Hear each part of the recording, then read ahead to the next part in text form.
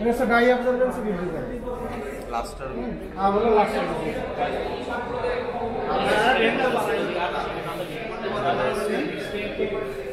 Strength.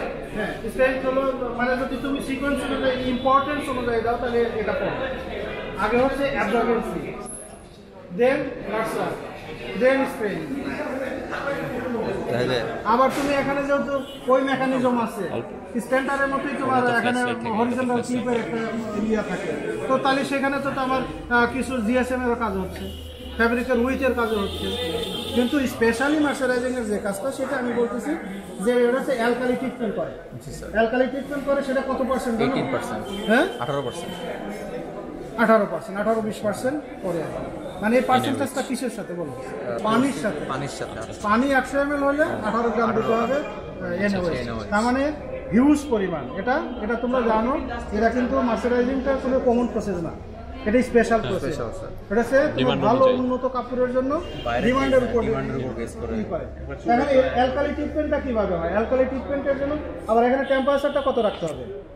কম, cold মার্সারাইজিংটা বেশি করা। হ্যাঁ এটা টেম্পারেচার রাখতে হবে হলো তোমার 15 থেকে 22 ডিগ্রি সেলসিয়াস। 15 থেকে 22। এবং এটা কিভাবে কন্ট্রোল করে জানা দরকার না? এটা হচ্ছে আইস বক্স থাকে, আইস বক্সে থাকে। আর এই প্রসেসটা কত প্রসেস জানো? এটা 3 ডিপ 1 নিপ প্রসেস বলো। 3 ডিপ 1 নিপ তিনবার দিয়ে করবে একবার দুইবার হলো তোমার আবার ইয়ে করে ফেলাবে। নিপ কে দেয়? Squeezing ruler. তাহলে এখানে 2 ডিপ আছে না? 3 ডিপ 2 নিপ আছে না?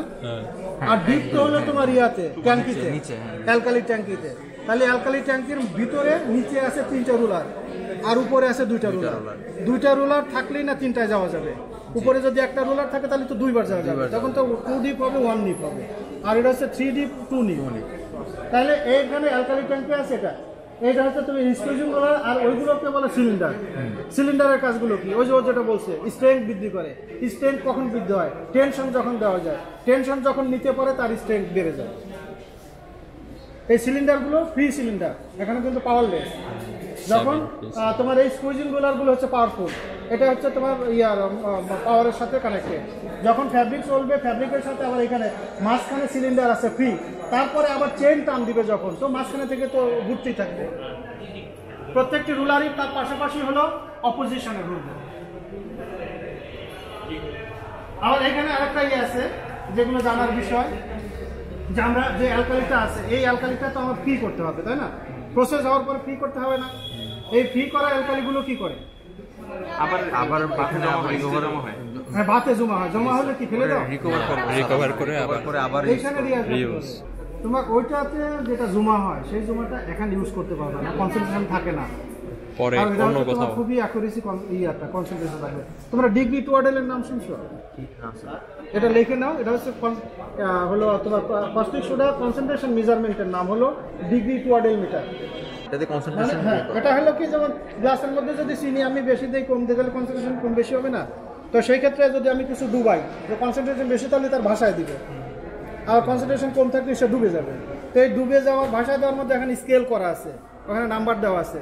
যেমন তোমার এটা 48 থেকে শুরু হয়, ডিগ্রি টুয়াডেল মিটার কনসেন্ট্রেশন 48 থেকে শুরু হয়, 48 থেকে 72 ডিগ্রি টুয়াডেল মিটার থাকে। তো এটা কনসেন্ট্রেশন যত বেশি থাকবে তত ভাষায় দিবে, আর যত ভাষায় দিবে তত ডিগ্রি টুয়াডেল মিটার বাড়বে।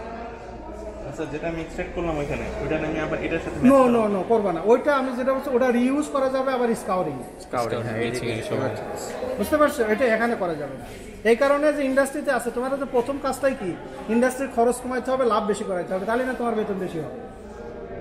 এটার জন্য ওইটা ফেলে দিবা না। ওইটা এই ধরনের থাকলে ওটা রিউজ করতে পারো স্কাউরিংয়ে, এটা করা যাবে না, এটা কনসেন্ট্রেশন থাকে না। তারপরে আবার ফাইনালি গিয়ে কি হবে, নিউট্রালাইজেশন হবে বাই অ্যাসিডিক অ্যাসিড। বাতে থাকবে pH 7।